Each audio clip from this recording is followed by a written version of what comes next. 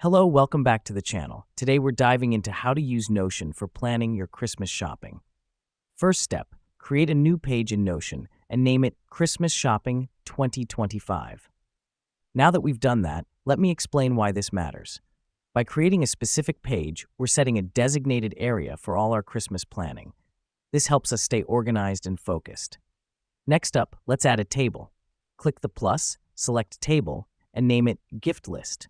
The reason we do this is to have a clear visual overview of our shopping plan.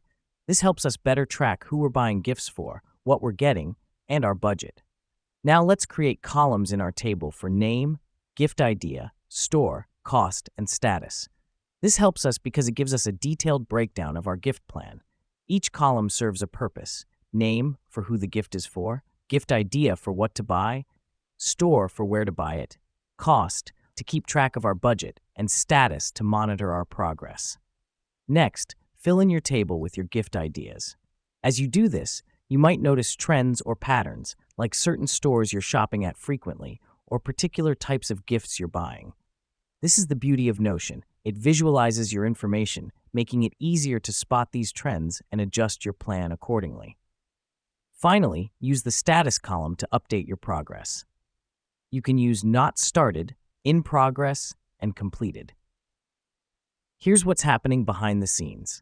Notion is essentially helping you turn your Christmas shopping into a project, making it more manageable and less overwhelming.